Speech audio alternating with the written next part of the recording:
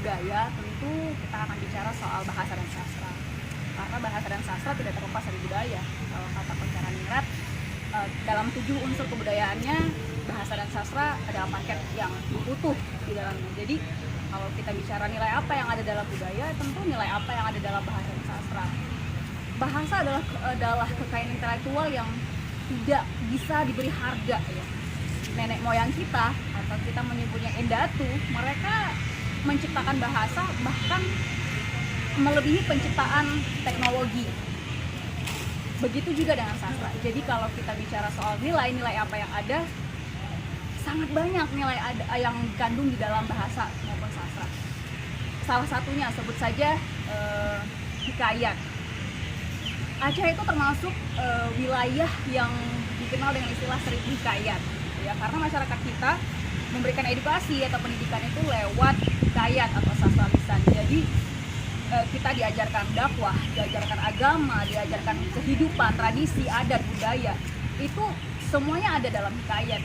Jadi kalau bicara nilai, tentu sangat kaya dalam sastra, apalagi bahasa. Saya kira itu hari ini sastra lisan tidak dalam keadaan baik-baik saja. Ada banyak sekali sastra lisan yang hari ini kondisi vitalitas atau daya hidupnya terancam punah. Sebut saja misalnya ada Murukun yang hanya beberapa masyarakat yang tahu. Di samping Murukun kita juga ada Mok-Mok misalnya yang baru 2 kali dilakukan revitalisasi, belum juga membuahkan hasil yang diinginkan.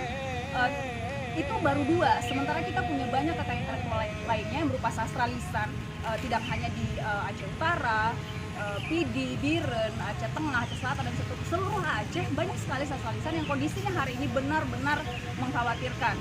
Kalau kita ukur dari alat uji vitalitas, tentu itu membutuhkan banyak peran. Untuk bicara bagaimana mengembangkannya, salah satu adalah upaya revitalisasi dan konservasi. Apa itu konservasi dan revitalisasi? Konservasi adalah upaya pendokumentasian sastra lisan tadi ke dalam bentuk yang berbeda, baik itu dokumen tertulis, video, dan seterusnya. Sedangkan revitalisasi adalah upaya menghidupkan kembali yang dalam kondisi tidak baik itu menjadi hidup kembali. Caranya bisa diajarkan dalam mata lokal sekolah, bisa juga diadakan perhelatan festival sastra misalnya, atau dapat juga dalam bentuk pelatihan berbasis komunitas. Jadi itu adalah upaya-upaya yang bisa dilakukan.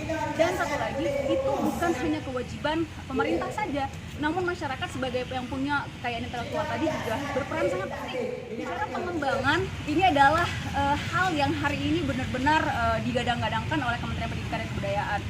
Pengembangan sastra khususnya, karena pengembangan sastra yang paling hari ini benar-benar digencarkan adalah alih wahana. Kalau dulu adik-adik atau generasi muda kita melihat sandiwara katakanlah itu hanya ada di desa-desa dalam bentuk pendidikan umum, hari ini seluruh dunia bisa menyaksikan itu dengan cara apa? Ketika dialih wahanakan, dikembangkan. Dari sebelumnya tampilan langsung bisa dikembangkan menjadi animasi, divideokan, direkam, dan dipertontonkan kepada dunia. Itu salah satu alatnya. Itu adalah salah satu cara mengembangkan bahasa sastra tadi. Assalamualaikum warahmatullahi wabarakatuh. Hati di mana?